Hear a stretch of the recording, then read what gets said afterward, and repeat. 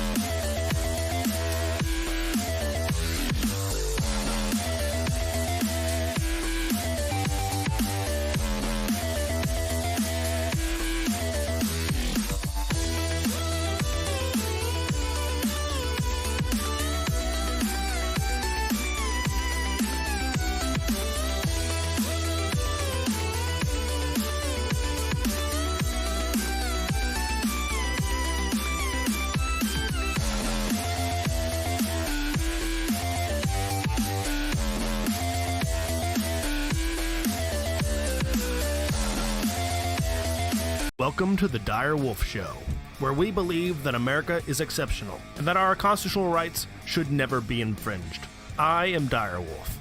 On our show, we bring you the truth and debunk fake news. If you love laughing at the insanity of the regressive left, sit back and relax. Boy, do I have a show for you.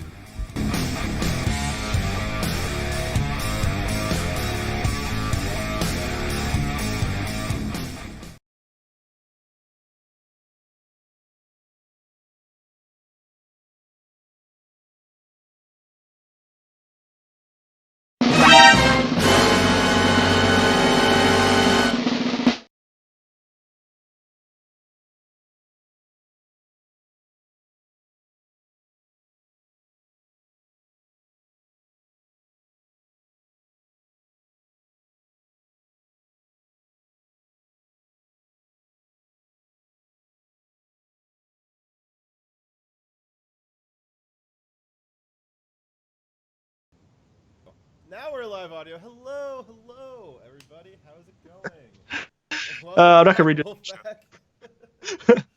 Okay, welcome back, Wolfpack. But we have this is my first show in a very long time on the main channel. Just so you guys know, we got our channel struck about 3 months ago, and we lost the ability to live stream. And we've been streaming on DLive and Twitch and a few other platforms, but DLive mostly. And the truth is, we're probably not going to be able to stay on YouTube very long, because speaking the truth and saying what is actually going on in the media and pointing out, objectively proven media lies, that is not permitted on YouTube. And eventually, they get around to banning people. They just banned, 17,000 accounts recently. A lot of them way less political than us. Yeah. So it's just a matter of time before they say, oh, we're going to review this channel and see, oh, they talk about things that are no subjects. They're wrong things. So they're going to eventually be removing our YouTube channel. If you want to continue following our content, please go to the link below and find us on DLive. It's Direwolf on DLive. So in any case, let's on to the show. With me today is my co-host, Fox Travis. How you doing? I'm doing great. How are you doing today? Fantastic, because you are hosting and not me. Although, have you ever tried hosting for yourself, man? You're a hard customer. I know. I actually have hosted for myself a few times, and I am a terrible boss to have. So last minute changes to the lineup, bringing on guests when we're already late. I know, I'm terrible. I apologize. We also have a guest that'll be coming on, hopefully soon. He's not on the call yet, but we're prepped for him. It's gonna be Devil's Advocate.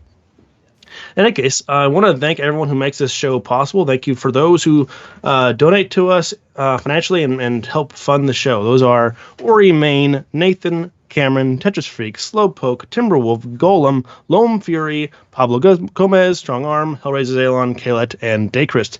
Thank you for all your donations. But we also appreciate just everyone else who watches the show and likes, shares, follows, subscribes. All that helps our channel grow. Because, the platforms we're using, they're not going to advertise us. They're not going to. They actually are de-ranking us in a lot of cases. So if you want to help this channel grow, you got to share it, and we very much appreciate it when you guys do that. To show our appreciation for those who are donating during the stream via the Lemons, the Ninja Guineas, or the Streamlabs, for every $2 donated, you're entered into a raffle for a Dreamkeeper's comic book, and also I believe we have one mouse pad remaining. Do you have a picture of the mouse pad? I do not, because I didn't know that we were still doing the mouse pad, and that was one of the things that got the axe when I redid my stream setup. So no worries, there is a really cool mouse pad that we will not not raffle off today because you guys haven't seen it yet, but we'll do that on another show. And then so we have also for either $2 through Streamlabs or it's 200 bits through Lino or 200 Lino. Yes. So that's our way of giving back to you guys, because you guys have given so much to the show. I very much appreciate it. So while we're waiting for Devil's Advocate in, and also before we get off of YouTube, we're going to do a few shorter stories. The first one is going to be Vegan kills 100 rabbits in an attempt to save 16 rabbits. That sounds entirely predictable. Hopefully I am a little bit louder. Shadow Wolf, thank you for letting me know, and thank you Aruka, for the 3-4 lemons now. Thank you. And I also believe somebody gave us a follow during the waiting time. Oh, and there we got the little ninja guy, the little ninja guy animation. That's nice.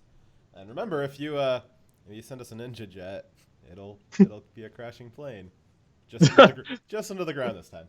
All right. Yes. So our first story, vegan, as Dyer just said, vegan kills 100 rabbits, which I think that sounds almost entirely predictable. Last week, 2 female vegans. Let me switch over to the stream here. Last week, 2 female vegans broke into a rabbit farm in Spain in an attempt to, quote, rescue the rabbits. However, their poorly planned and executed jailbreak ended in disaster. They managed to steal 16 pregnant rabbits from the farmers, who chased them off and fired rifles at them. The shots hit one of the animal thieves as they fled down the road. Here's a video of the aftermath and the activist streamed to Facebook.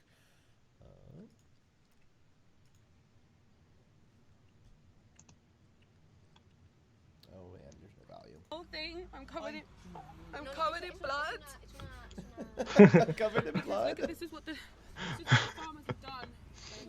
This is what the farmers have done. They've broken through our window and chased us down after we broke into their farm and killed their rabbits. Oh my god. Literally covered in blood. I find it funny that she's showing all this blood, but no actual injury. Yeah. So what I'm thinking is, no one actually got shot. It was just the broken glass that also looks intentionally smeared on her in the places she's showing on the video.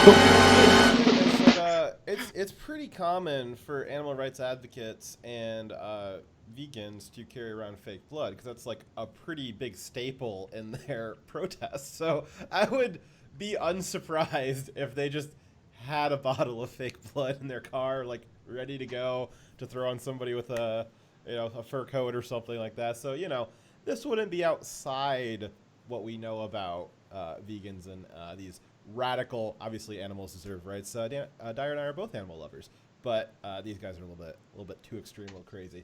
And as we know, animal rights advocates or activists suffer the chronic problem of not understanding anything about the industries that they're trying to go after. Case in point, killing all these rabbits. I want to say that Devil's Advocate is currently online right now. So, hello, how you doing, buddy? How you doing? Can you guys hear me fine? Yes. We can hear you. Let me get your avatar set up here. And while I do that, Yes, sir. We'll continue on with introductions and the story. Yes. So, Devil's Advocate, you have a channel, and you haven't made a video till recently, but you are making content again, right? Yes, I am. I decided to go more the route of an independent journalist because I decided that that's probably what's my calling. Because I saw a lot of things that were wrong, and I didn't see anybody actually talking about it. So I said, you know what? Fine, I'll do it. I'll go back and clean up my channel. I won't use any more profanity. It's going to be straight research. I like it. I think we need more journalists putting out the truth to counter the lies, so I very much support you in that effort. Right now, we're talking about the vegans who tried to rescue some rabbits but ended up killing far more than they actually saved. I saw that, Yeah, bro. Not as well as you might have thought. I just posted in the words of my people, bruh.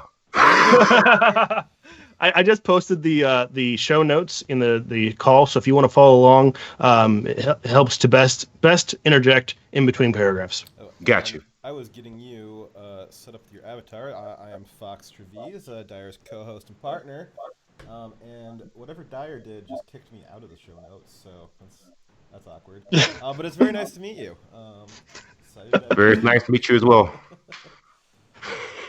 All right. I've been on and off like YouTube because I put so much effort into like one video, and it's like I think on average I use about 200 to 300 like assets for like one video.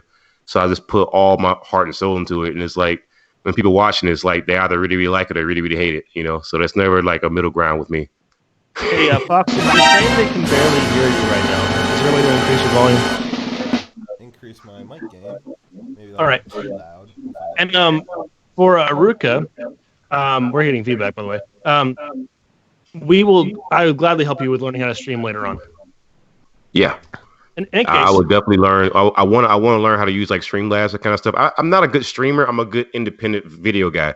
I can do like long form in like a stream, but it's like I stutter, so it's like it doesn't work out that well. I'm like Andy Worski, except for like the actual audience size.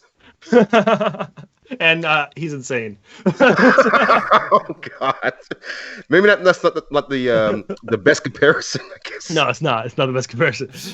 He went off the deep end recently. But I'd say old Andy Worski, not recent Andy Worski. Yeah, I actually used to watch a lot of his content. And it's like I don't know what happened to him. It's like, man, it's kind of like what Rick James said. Cocaine's a hell of a drug. Yeah, it changes people. That sounds about right. All right.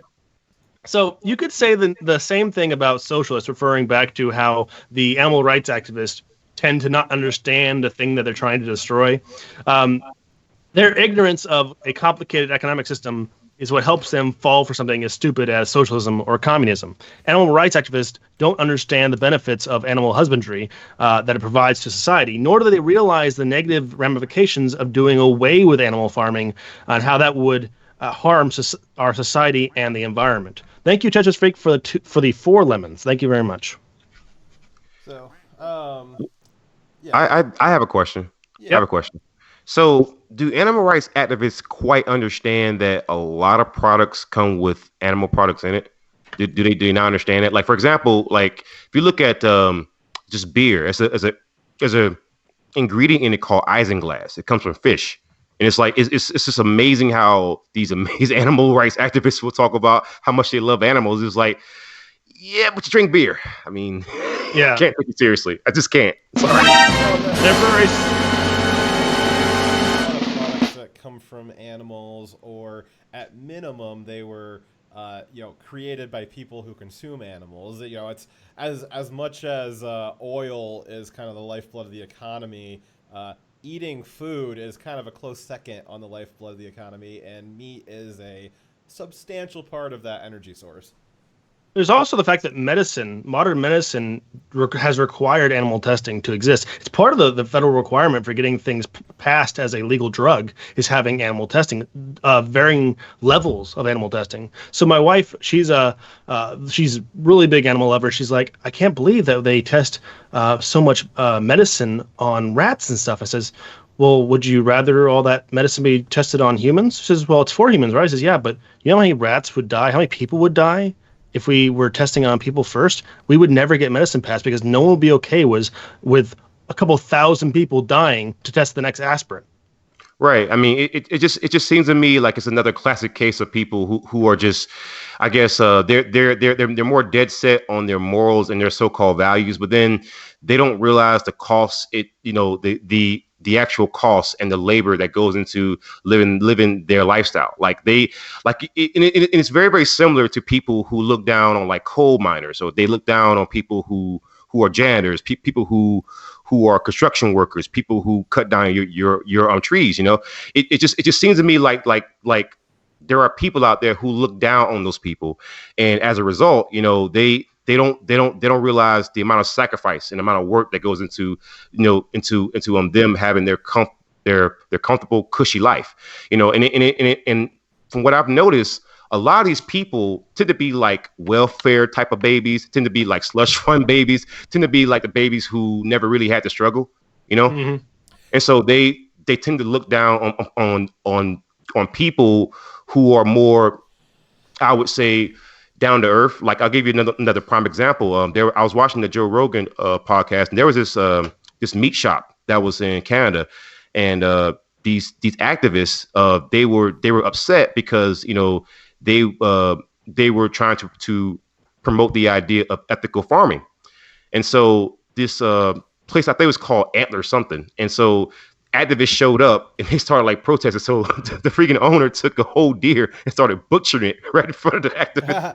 I remember hearing about that. Yeah. I was just saying though about this activism kind of being more of a privileged, wealthy children kind of a thing. And there was actually an article about that a few weeks ago about some of these more expensive ideals and beliefs It's the new, instead of getting like a new phone or like that It's new trendy. fancy coat. Yeah, it's something. It's a status symbol to have these expensive beliefs about, we shouldn't use animals, or we should don't use the most efficient way to get gas. Buy an expensive hybrid car, stuff like that. And having these very expensive beliefs is now the new trendy thing. It's a new status symbol.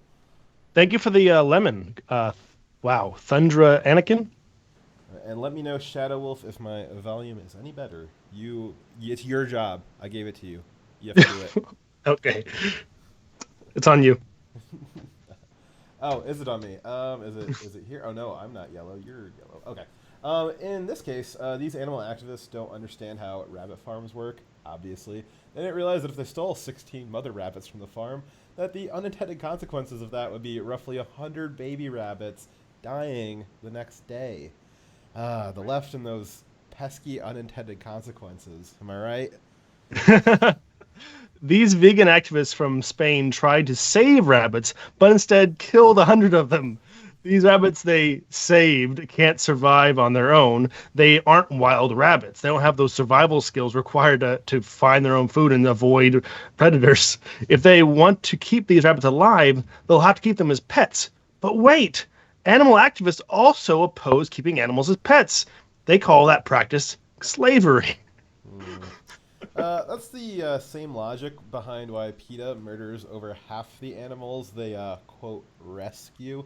They don't actually have enough room or money to take care of a lot of the animals that they rescue and or most of the time steal. There's a lot. Actually, I got a lot of strikes on Twitter every time PETA pops up because I always say, hey, can you guys stop stealing and murdering children's puppies? Because they actually have done that multiple times. So that's not a conspiracy theory. It's verified public record that they've lured dogs out of people's yards and then taken them to kill shelters and they died. And like, if you're just walking around a neighborhood to like steal children's dogs and kill them, like what kind of person are you? Well, I guess you're a PETA person. Thank you, Slowpoke, for the 2 lemons. So and, my own friend, he calls them a freaking pedophile. a pedophile. They're right up there with them. They're a close second. And a lot like the ways that they justify this stuff is, they're saying, oh, it's a mercy killing. It's more merciful to kill a dog than it is to like let it grow up with its human and like get pets and snuggles and treats and like go for runs and walks and stuff like that. It's more humane to just kill it. It's a mercy killing. Jesus. They like to use the examples of animals that have been abused, but a lot of the animals they're stealing are not abused animals because their philosophy is that any animal in captivity is morally wrong, but it's better to kill the animal than to take care of it. So that's like freeing, that's like freeing like a slave back in Africa and then giving them to like a cannibal. Yeah. Oh, you're gonna enjoy our next story. I know. I was seeing. I was like, oh, a segue. Yeah. I'm a segue. Yeah.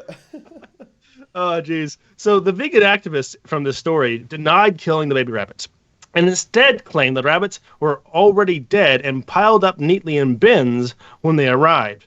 They also claimed to have only rescued in quotations, 2 pregnant rabbits, not 16.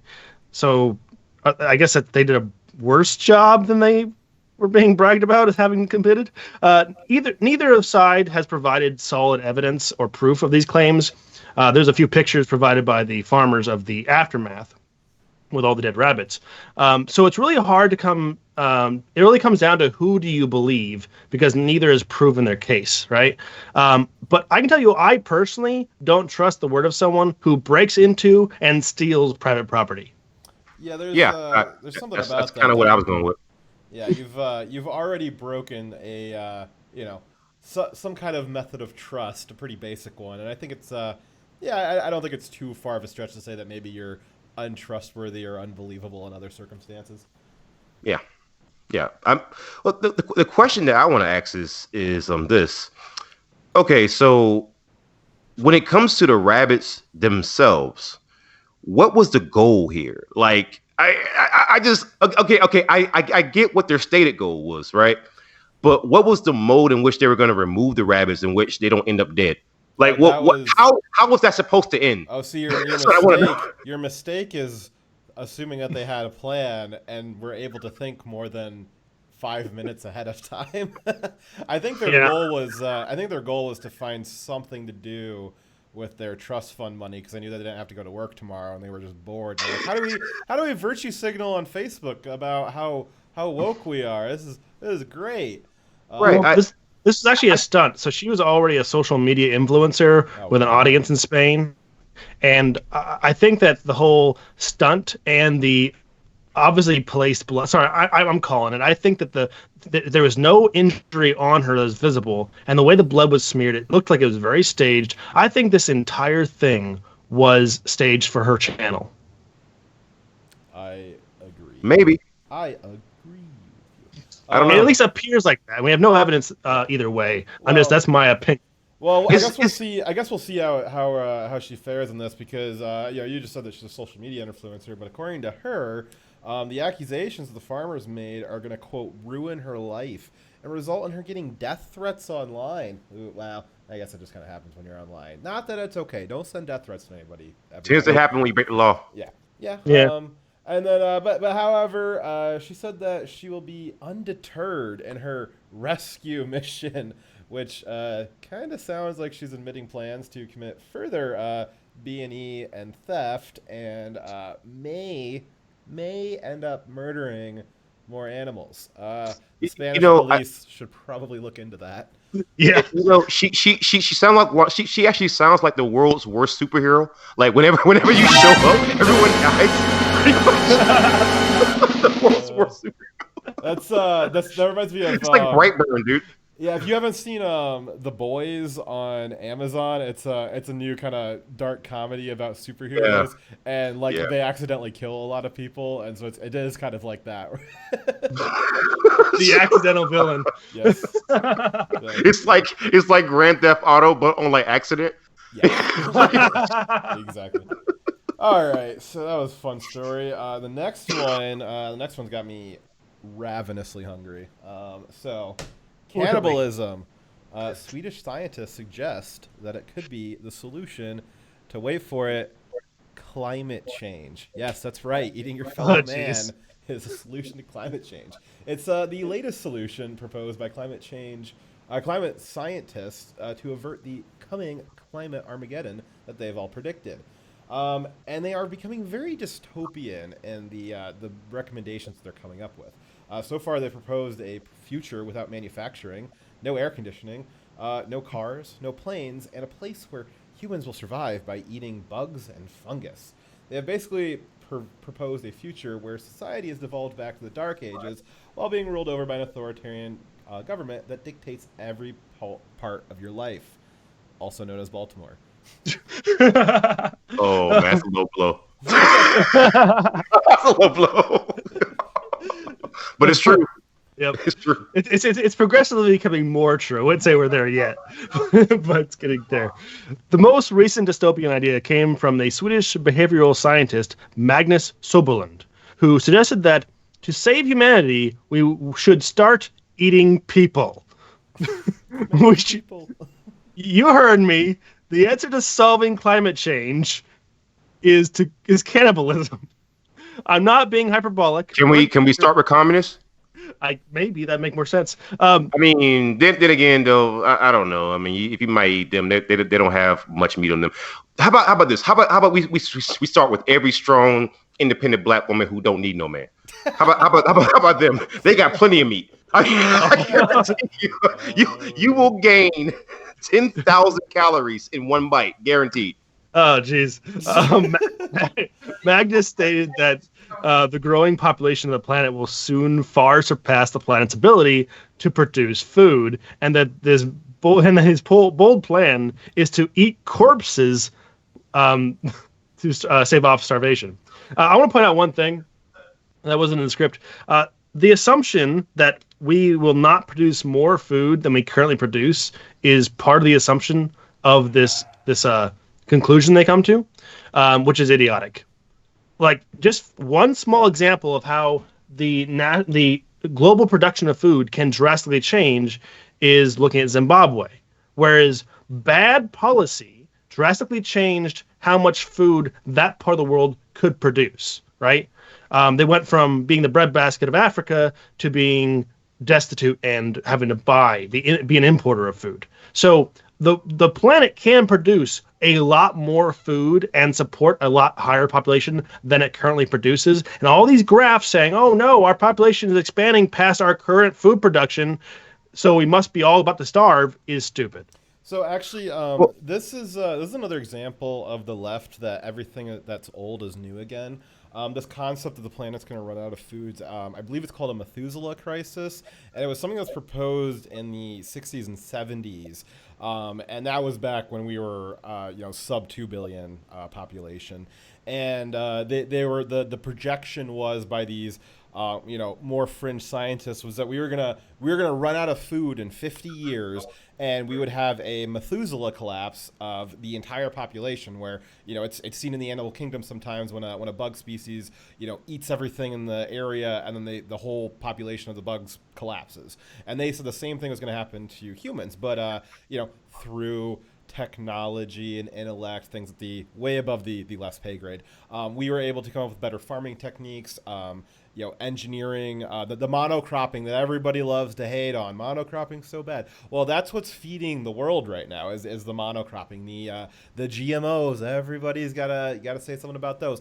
That's what's feeding the world right now. So we have, again, this is an old idea that they've made new again, that we're going to run out of food, and we've overcome it before. There's every reason to expect that we're going to overcome it again. And even right now, there's not projections right now that we're going to be running out of food. That this is actually kind of just made up. I believe his projection is kind of more based off of, it'd be better for the environment to transition off, not necessarily that we're going to be running out of food. Because right now, everything that from my understanding, is that there's not an anticipation that we're going to be running out of food. We actually still have too much food, which is why there's going to be an entire harvest season of soybeans rotting away in the Northwest this soybeans will be going anywhere. So long as California exists, all the soy, it's not going anywhere. But anyways, this scientist suggested that that first humanity would have to get over its taboo of, quote, taboo of eating human flesh before we could start being cannibals, and that we might even have to develop a taste for it. Man, this guy's a wow motherfucker. He suggested that growing human meat in labs using live human stem cells to get people used to the idea of eating human meat. I'm pretty sure that this is the first step towards Soylent Green, because it's made out of people. These climate activists are simultaneously telling us that we need to stop having kids because our population is too big, and that we should also get used to eating people. It seems just one small logical step towards saying, maybe we should start eating people to reduce the population. And maybe Planned Parenthood will even be the next listing on Uber Eats. Oh, gross. They're already selling baby parts. We're almost there. That's our next story, Dyer. Oh, it's a later story. Dyer's giving away the next story, so. I'm sorry. Yes. But, hey, I want to thank Thunder Arakeen. I'm sorry, I butchered that. For the follow-up. I'm a racist because I said the name wrong. Any case, the idea of using cannibalism to supplement our food supply isn't new, shockingly. There was a whole movie about it.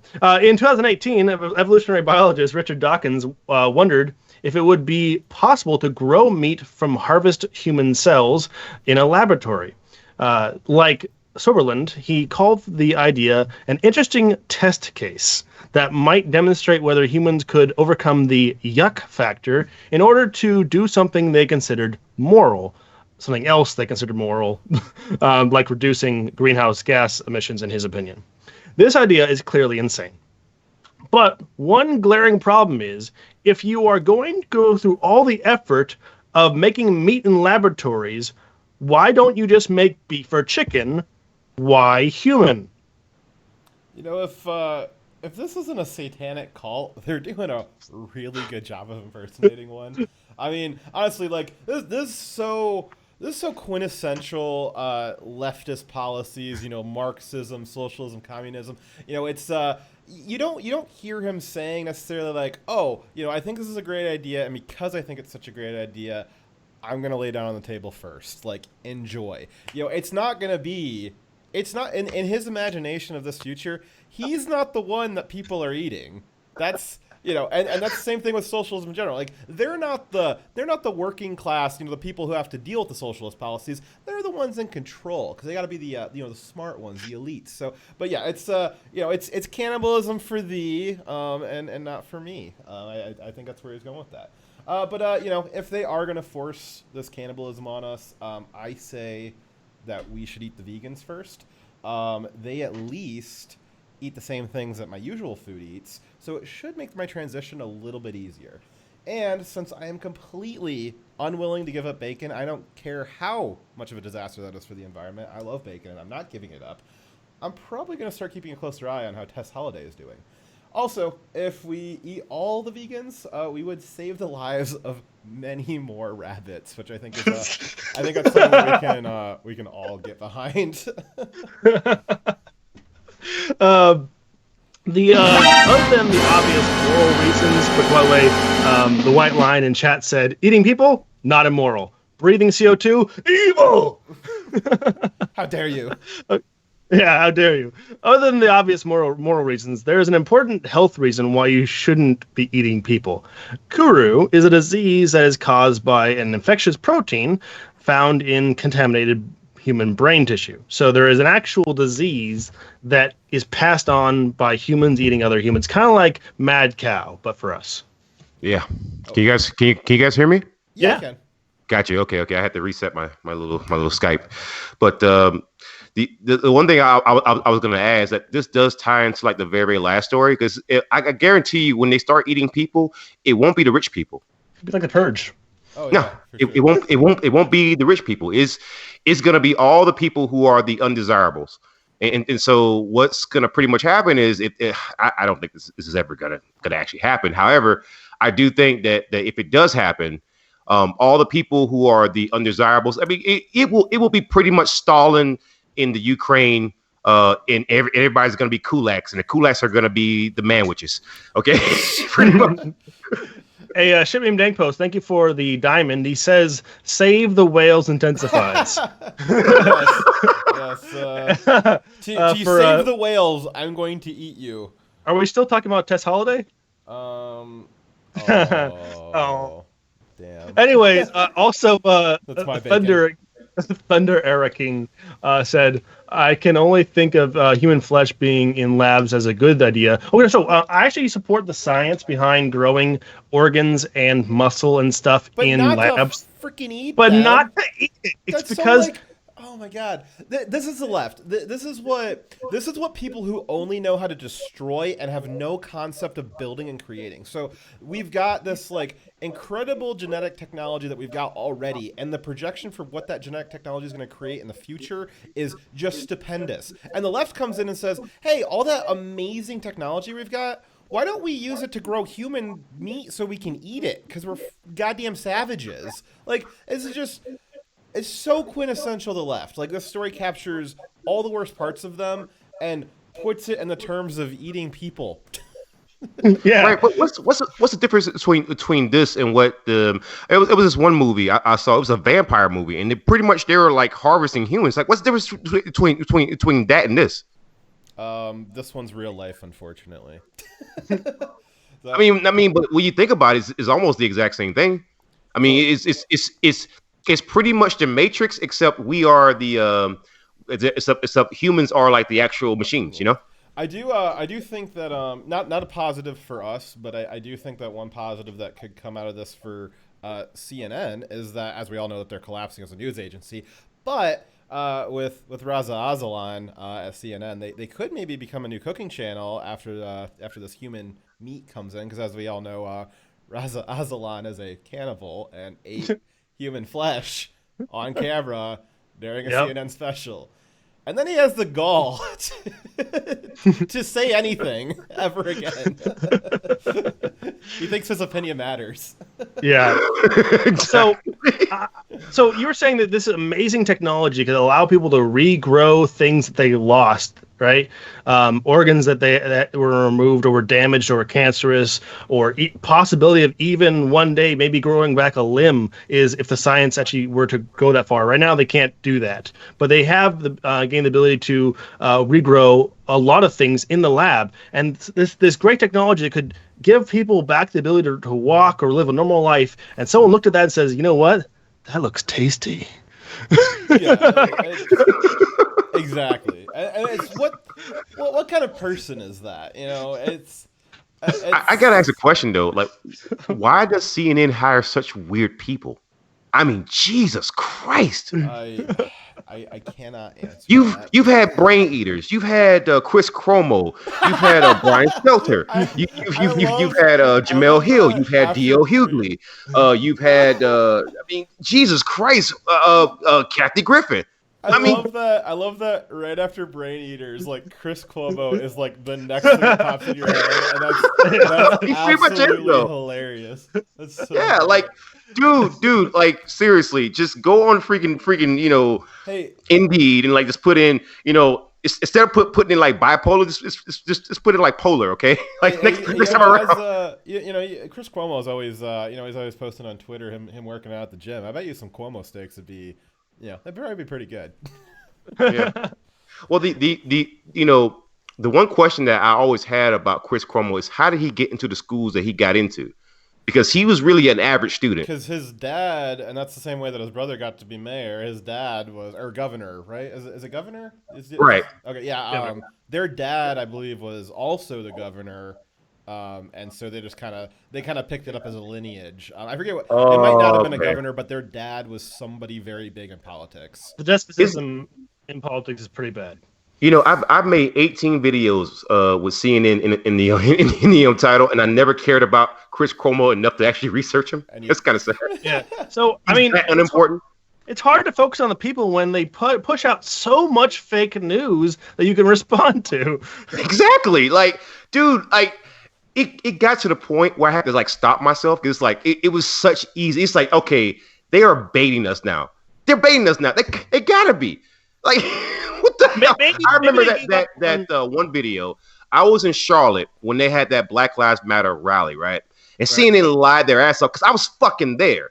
I know what I saw, and they were like, "Oh, we had white people attacking black people." No, I got footage showing that it was black people attacking white people. It was like that. Though that never happened. It's like CNN.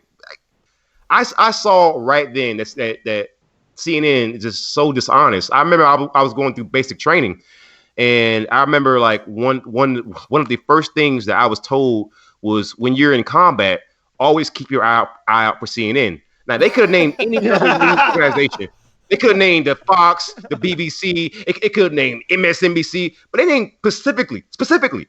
Because CNN. historically, they fucked over the military over and over again. They worked with the enemy. They actually worked intelligence for the enemy, for God's sake. I remember it was 2011, and me and my friend, my best friend, is sitting like right next to me. He's actually my roommate from combat.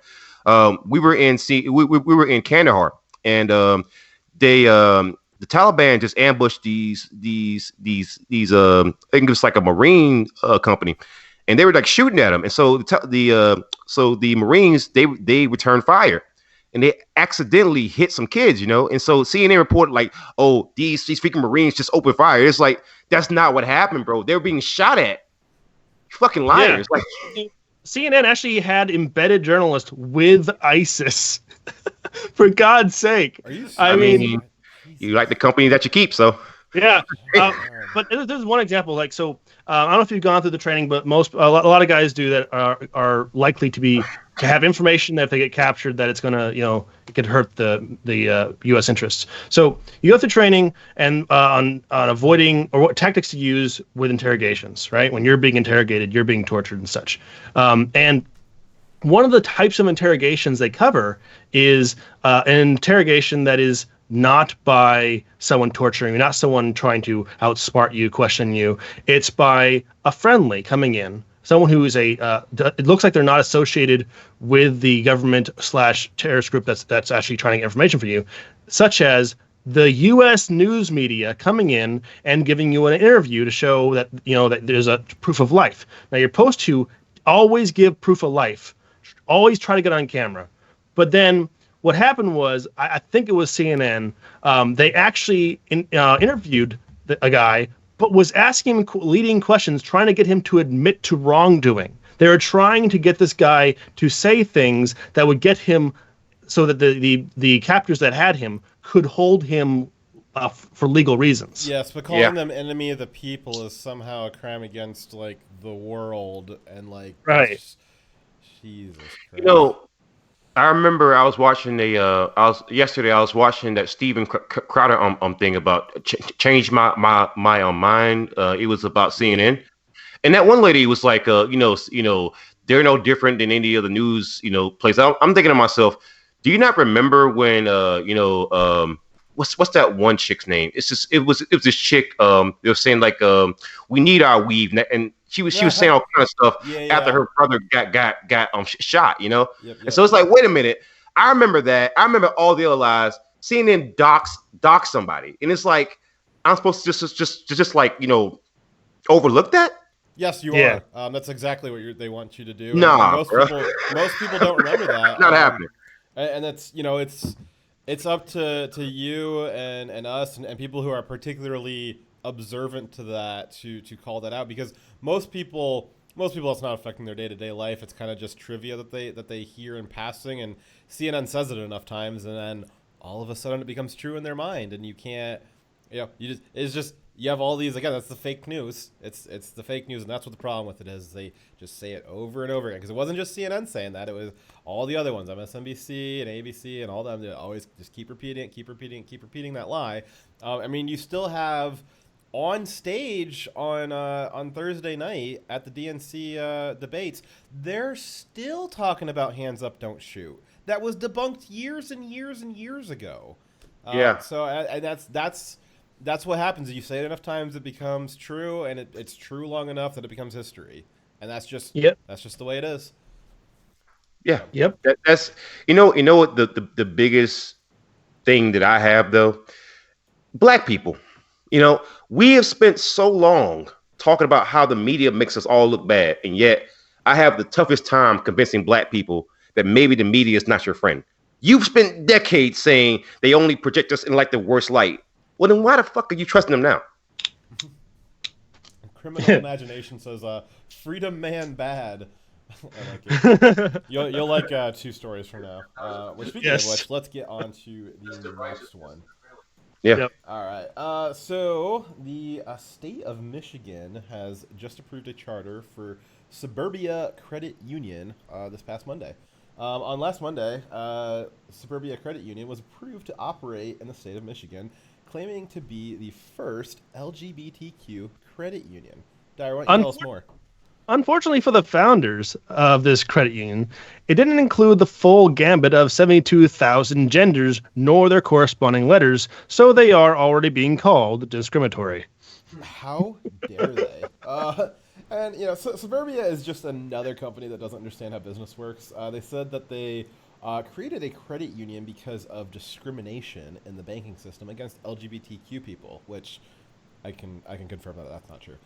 They didn't provide any proof of that discrimination because it doesn't exist, and it would be illegal if it did exist, and there would be wall-to-wall coverage of the court cases, going after these banks who are discriminating against LGBTQ people, because obviously that's illegal. However, if we assume that the banking system is discriminatory, does it really make sense for them to create a credit union that targets less than 5% of the population? No. You're dooming your entire business to failure. Yep. Suburbia explains that one way they will support the LGBT clientele is by providing loans for transition surgeries. First, other banks not providing these loans isn't discriminatory. There likely isn't a great demand for these very specific kinds of loans. However, don't most banks provide personal loans regardless of the reason for the loan, as long as you are financially stable? Listen, my whole thing is that what this is suggesting is that there are banks out there who are not going to loan to you if you're gay or lesbian or bisexual, you're trans. They don't I care. They only care if what you're green. bank- Huh? You only care if your money's green. Here's the thing. I highly doubt Bank of America is gonna tell Elton John, no, thank you. I highly doubt that, bro. I'm just saying. Yeah. Don't believe it. Also, if they wanted to have a credit union that has enough capital to provide these kinds of loans, they really need to bring in as many credit union members as they possibly can. They can still provide great service to the alphabet people while being a company that appeals to everybody. In fact, Right. they can provide better service if they have a bigger member pool, like allies. Yep.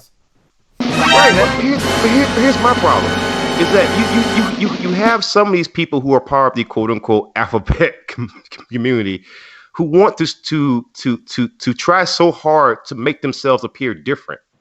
I thought. Well. No. Okay. You But back? then you it just. Can you hear me? You cut out there for a moment. Yeah. You're back. Yeah. Can you guys hear me Yeah, up now? we can hear Yes, you now. yes. Yes. Well, like what I was saying was, I don't understand like what's the goal here, because I thought the idea was to make everyone see them as equal. But when you keep trying to make yourself separate, it's like, how do you want me to treat you? Yeah, it's obviously a political stunt. They got it in the newspaper, they got it in national news, and now we're talking about it. We fell into the trap, which I blame Dyer for. Damn it, Dyer! How could you? So if they were to get accounts, do we get to eat them? Do we get to like eat them too, or are they like off the list or what? So, I mean, I have always wanted to eat Blair White. I'm not gonna lie to you. He looks you delicious. eat her out, or like, just eat her? if you added a slight bit of like oregano to her, a little bit of pepper, maybe I don't know, Saying she a looks lollipop or delicious to you. something. Jeez. Blair White always confused me. I don't know what to do with her. So the thing is, they should want people, everybody, gay or not, to be putting money in, because the few people who are going to be taking money out, that money needs to come from somewhere. It's going to come from people who are just putting money in the accounts and not using it. But if they have a very small pool, there's going to be very little capital for them to actually give out for those transition surgeries. Well, I can throw a little monkey wrench out there. Let's say you get a young black kid. On the diversity scale, a young black boy is pretty high. Let's say that he's straight, right? Let's say that he wants to go to college, but he needs a loan. Are they going to loan him? Won't have any money after all the transition surgeries. All two of them. Sounds like we'd be in the position of perhaps having to discriminate against him, which would Yeah. that'd be very, very awkward. It'd be kind of funny, like you go in there and they say, "Oh well, you're straight, we can't loan to you," and so you go outside, you put on like a bra, you come back in.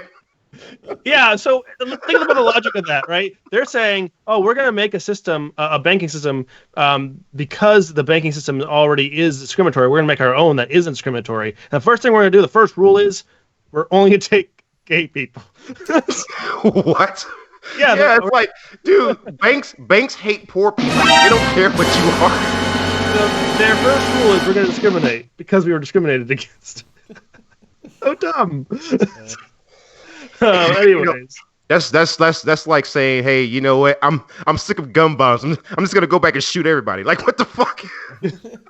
Okay. They also are not the first LGBTQ credit union that like they claim they are.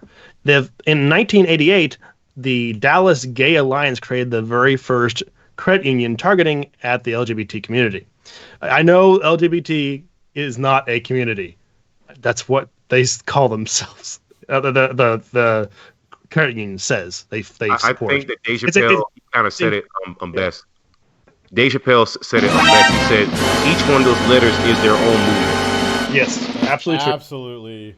100% Yes. true. So every time we've said community as an LGBTQ community, it's been in quotations of how they describe themselves, not us saying that community exists. How their leaders described the taking on the credit union, yeah. Yes. How the credit union describes their target audience.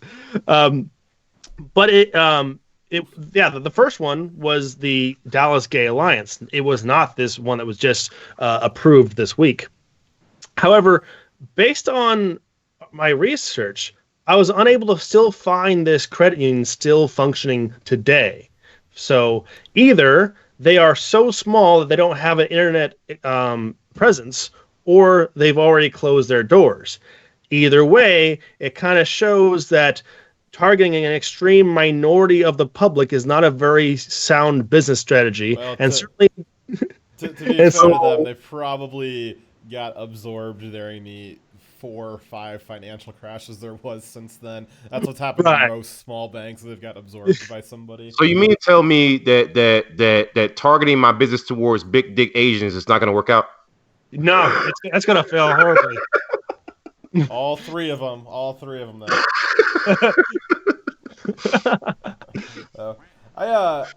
My personal take on this is that this is kind of a bad deal for gays, especially since gay couples are, we're statistically very good credit bets. We are on average much more wealthy than the typical population, while the rest of the letters are below the population average. So, I wouldn't probably want to put my money in this because I think they would be using me pretty harshly. Yeah, statistically gay, not lesbian, tend to have a lot higher earning potential. Weird. Very weird. Yeah, it's because we're making it's because the lesbians are only making 70%.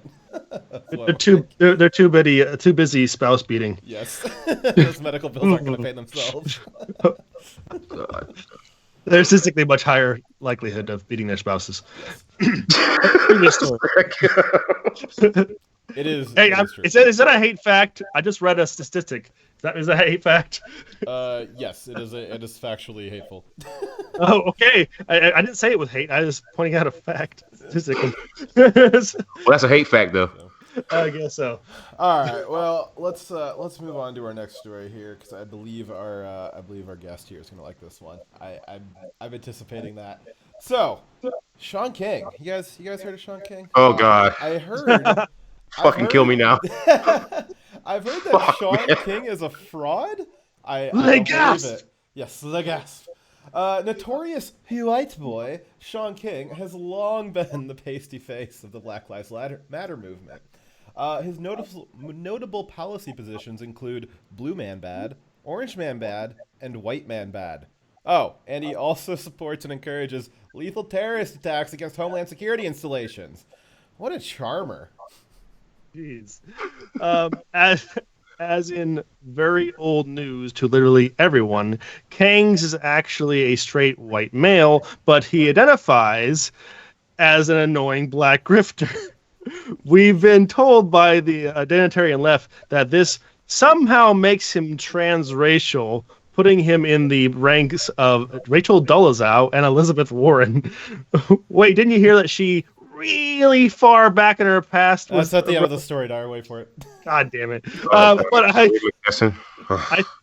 the word they have actually been searching for is fraud. I think that the word fraud actually has the same definition as transracial. Anyways, it seems that the left has finally caught up with us. It only took them 4 years, and they're finally coming to the same realization.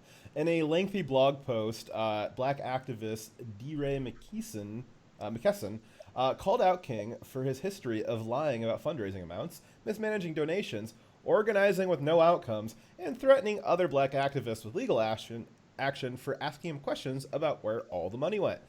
DeRay also provided evidence and documentation for each of his accusations. Damn. Yep. Who is that? Actually, in the background, I have another YouTuber back here. It's St. Clair. Hey, St. Clair. Hello. St. Clair actually married my best friend. It's kind of funny how that worked out. Awesome. This isn't the first time DeRay has called King out. The other BLM activists are starting to join in. These additional accusations include cultural appropriation, duping Oprah, and probably his worst crime to date, and a general lack of integrity for building his whole persona on the obvious lie that he is black. Shocking. No one saw that coming. Who would have thought that lying about your race was indicative of a general lack of integrity? I'm just, certainly no one could have seen this coming. No one. Yes. No. I have so many questions. First of all, the guy in the blue, fucking, I don't know what the hell that is. The blue little vest and the red shirt. That's D-Ray McKesson. He's the guy who got upset. Yep. Who thought that the main character from the Planet of the Apes, not the main character, but one of the characters. Okay, yes, the same guy. That's the same guy. Oh my god, It's the same guy. Oh Yeah. my He's a god, nutcase. of all the people. Yeah. You know, And the other thing I want to point out, right, is that Sean King, in my opinion, he's like I would say, let me kind of describe him from the amount of time that I've known him. I've actually been on a live stream with him with Tyler Preston. I've actually talked to him before, but the thing is that he's like Clayton Bigsby, but for like white people. You know, will you really think about Clayton Bigsby? He is Clayton Bigsby, but for white people. He's a white black supremacist. It's fucking wild, isn't it? Yeah, it's fucking wild. I loved that bit. That was such a great bit. That needs to get replayed. You know, Dyer, I'm coming to think of this. This story is reminding me of our cannibalism story, and we missed a very obvious joke that I'll make now, and that is, this is another example of the left always eating their own. They always Eating their own. You got me there. They always turn on each other and start eating each other. Now, Did you have to do a cannibalism joke, bro? The cannibalism one, that's literally the left literally trying to eat each other. But this one's an example of them figuratively eating each other. So You could also liken this to a retard fight where you have Dre McKesson, the guy who said that because a monkey was wearing a blue vest in a movie, that because he also sometimes wears a blue vest, that he must have been referencing him personally. Someone who was a nobody activist that nobody knew the name of until he complained. They must have been focusing on him personally. He is the guy calling out Sean King, a white, pretending to be a black dude his entire life just to get follows and money. These two people are going at it. It feels like a retard fight. It does. In slightly related news, we as Dyer was talking about earlier, Elizabeth Warren is also a notorious race hoaxer. Or is it hoaxist? I can never tell. But in a slightly related news, Breitbart exclusive revealed information that Warren is actually descended from a notorious Indian fighter who volunteered to hunt down the Samoan Indian tribe in Florida. This is her great-great-great-grandfather, which makes Warren 132nd Indian hunter. Combining this with her 1024th Indian ancestry, I'm pretty sure that makes her 2020th full of shit. Yes. Yo, you gotta be bullshitting me. There's no way. There's no fucking way. There's no way. Breitbart did a fucking casino worker hunter. Okay, this is no way. She so it was in the early 1800s. It was her great-great-grandfather. Breitbart did a very extensive lineage breakdown through multiple verifications of it. And, you know, one of the things I'll say about that is, is that really newsworthy? And I really don't think it's newsworthy that her great-great-grandfather, hunted down and slaughtered a ton of Indians. But she was so obsessed with her lineage for somebody that was... for her last Indian ancestor, 1024th, that would be her 8 times great grandfather would have been that. She was so obsessed with her 8 times great grandfather that she made a whole video about it. So I do think that in that context, this was newsworthy that she's even if it's not newsworthy, it's fucking hilarious. It is absolutely hilarious. Okay. So what's she trying to prove here? Being 1/32nd of any Indian tribe does not qualify you as a member of any Indian tribe. Well, 1024th Indian tribe. She's 132nd Indian hunter. You're getting those confused. Well, One of them well, killing here's them. the The thing. other ones.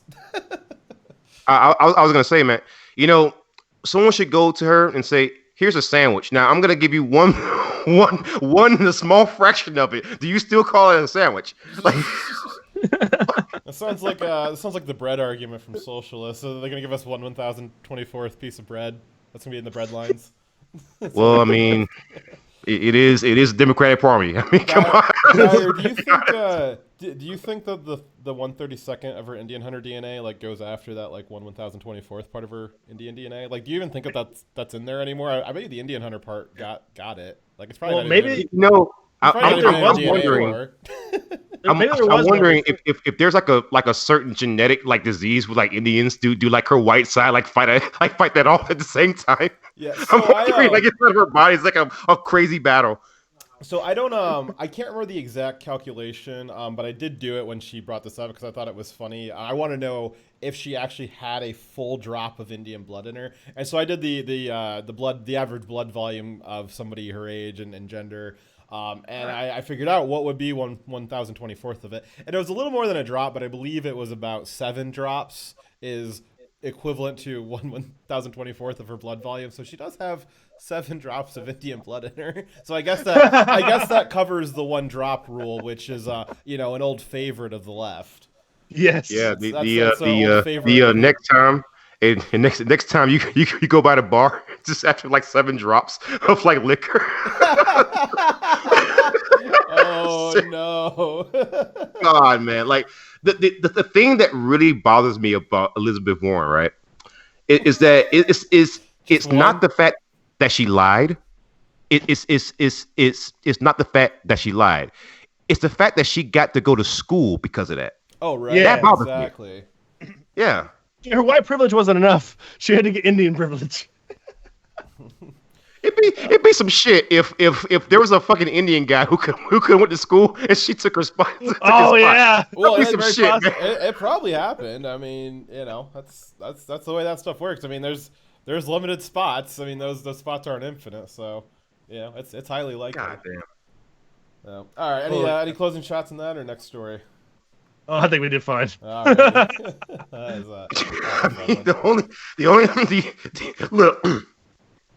I mean, the only thing that I would say is it just seems like the left wants to be everybody but themselves.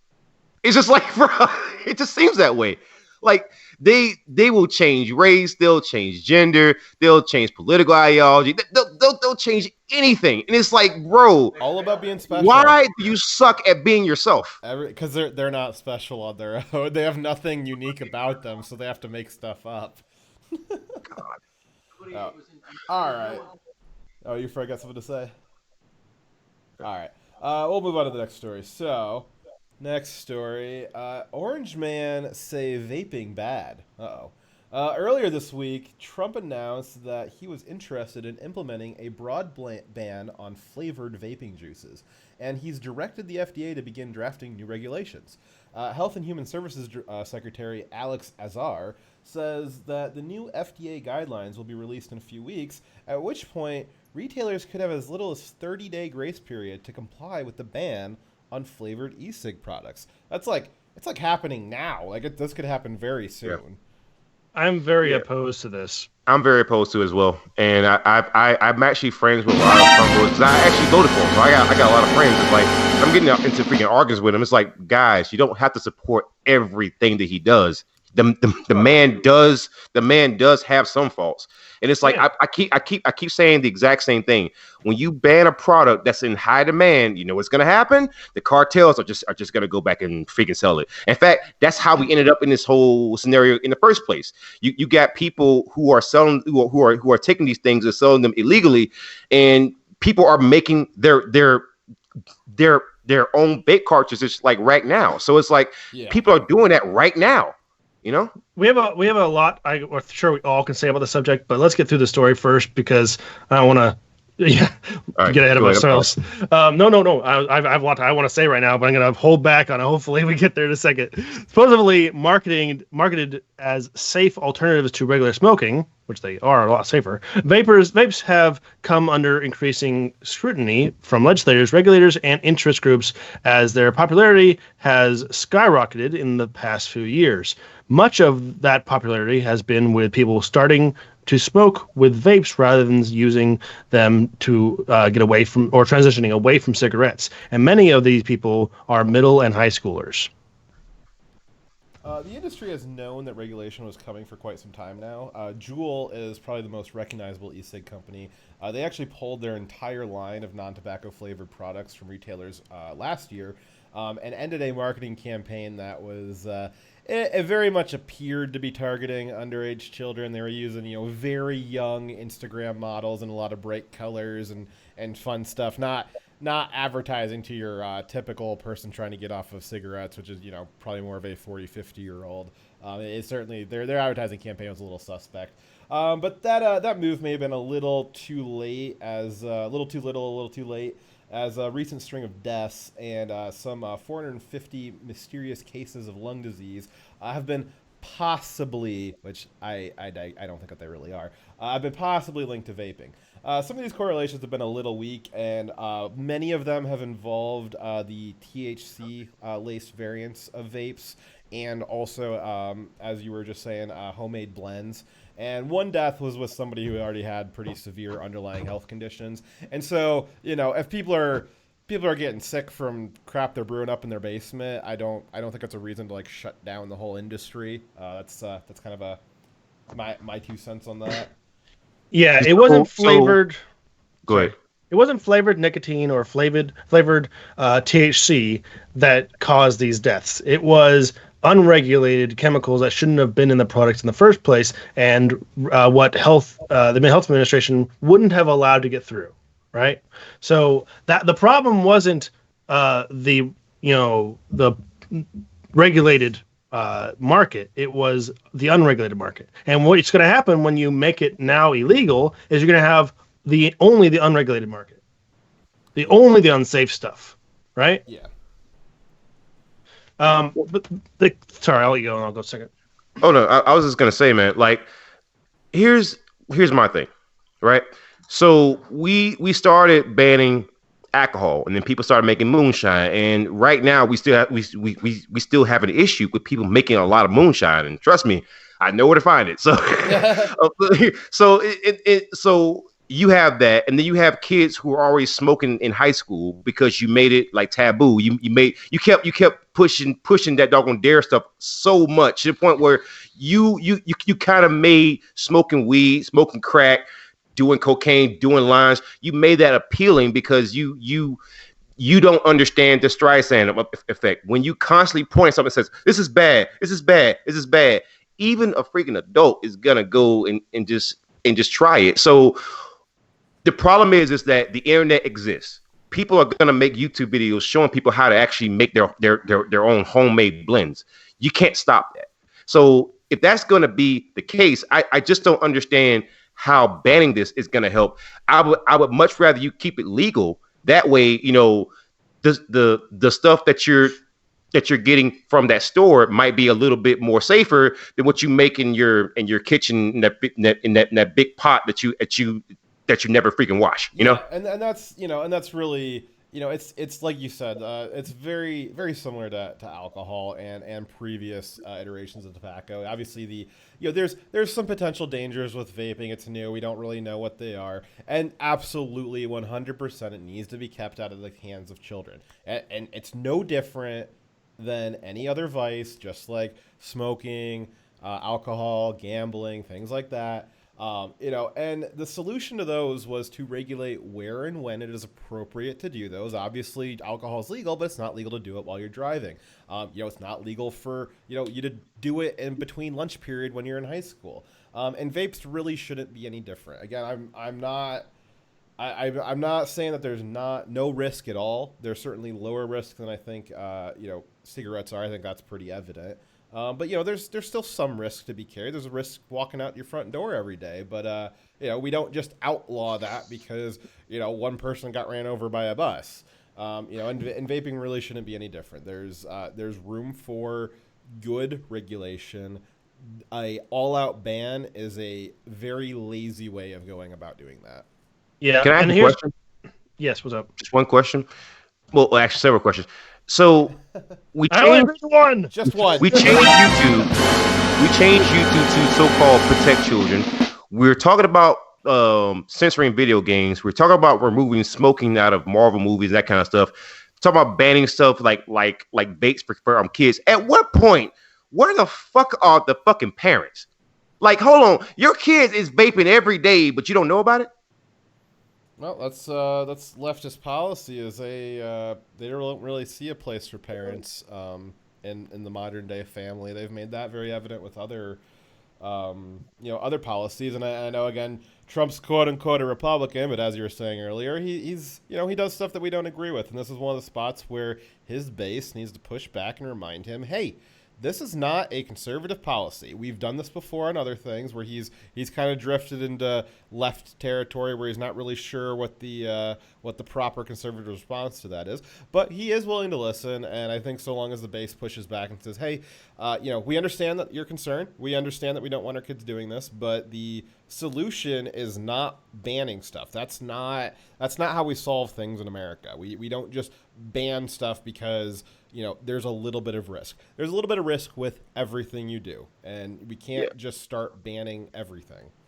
I got one last thing to add. That's hilarious. What's that? We've actually reached a point, and this is something that I never thought I'd see in my lifetime. We have reached a point whereas you could actually have legal states with marijuana, with cannabis, but you could be arrested for having an illegal vape. We might actually reach that point in your lifetime. Isn't that wild? Isn't that wild? It's something. It is. It's something.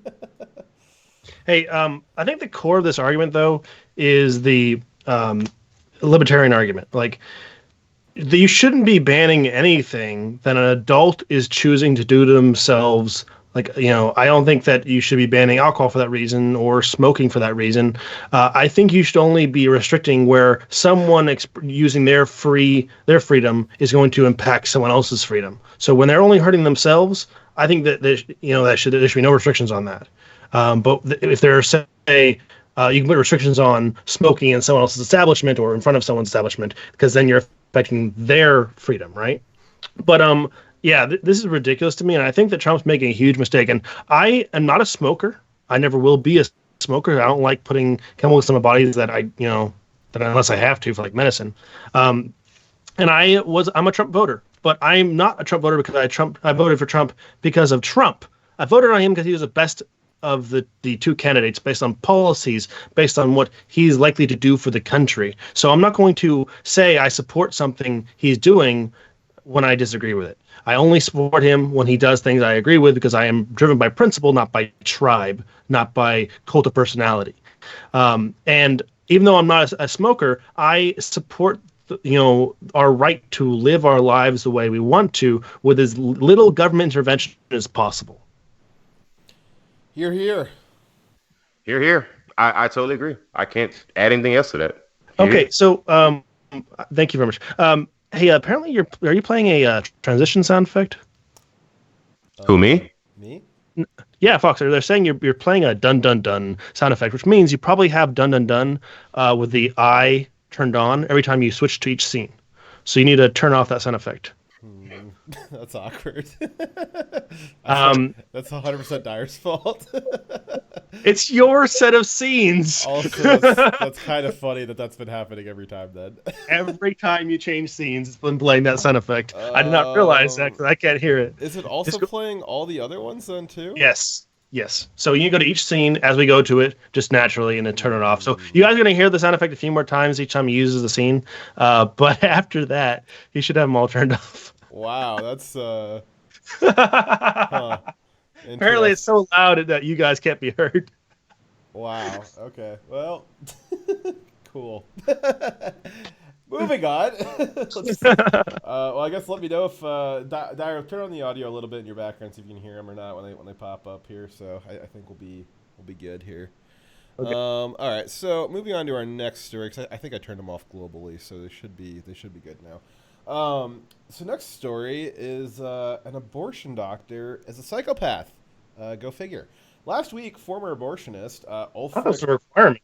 Yeah, Sorry. yeah, former abortionist, and I refuse to call him doctor. The article kept calling him doctor. That's not what he is. Former abortionist Ulfric Klopfer, and I'm not going to really try real hard to pronounce his name right either.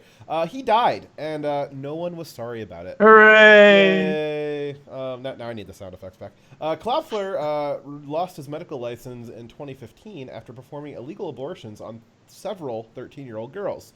Obviously, there were girls. Failing to obtain consent from...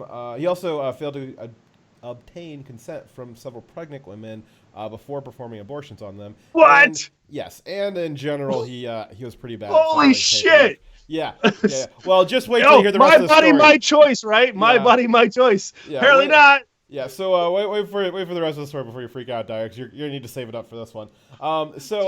He's like I said, he died last week, and while going through his residence on Thursday, his family and lawyers discovered something even more appalling. The medically preserved remains of 2,246 babies. What the fuck? Why? Why would anybody need any preserved babies but 2,246? This guy was like really freaking old, wasn't he? Was he holding them onto his like trophies? Look at how many bodies I don't know where I would.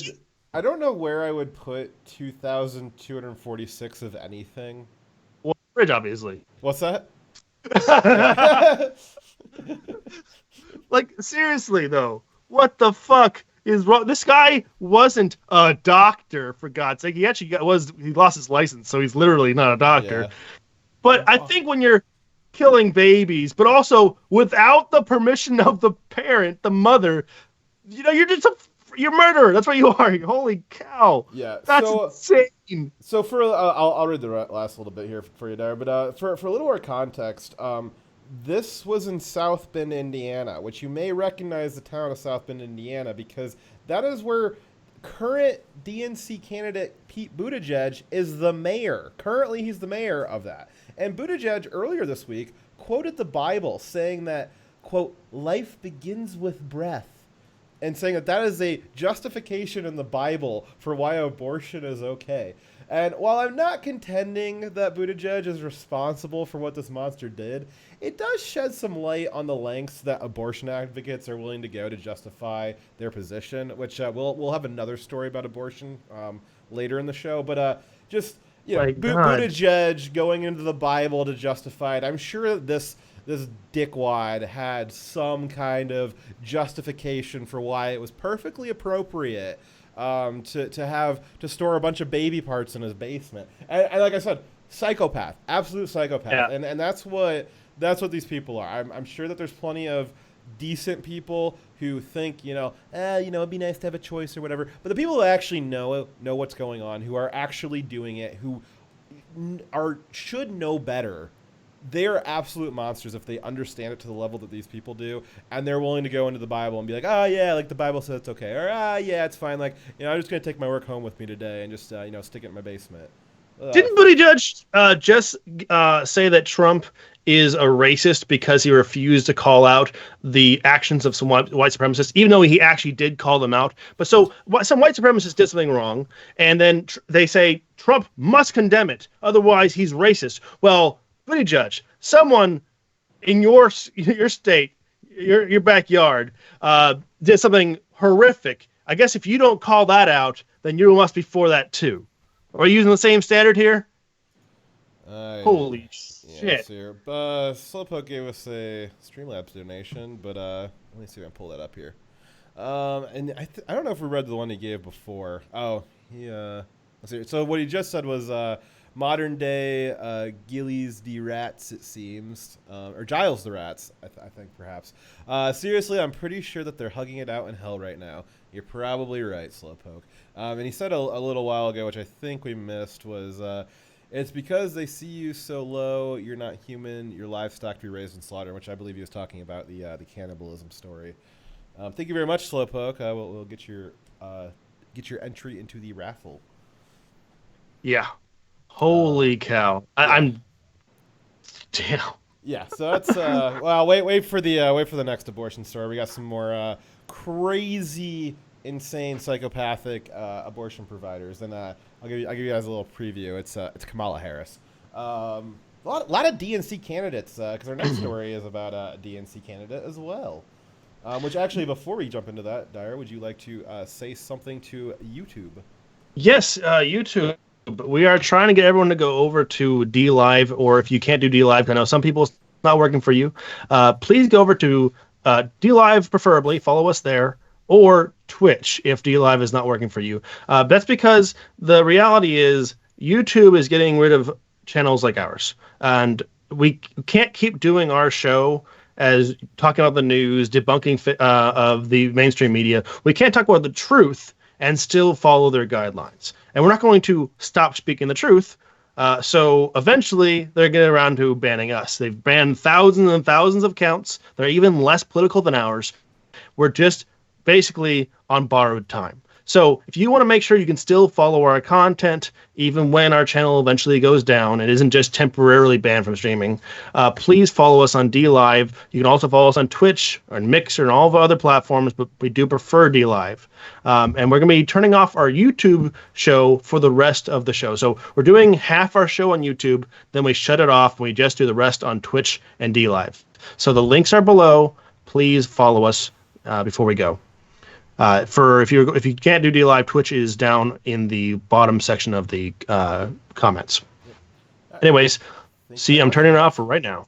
All right, and welcome back to the D Live show where we get to be a little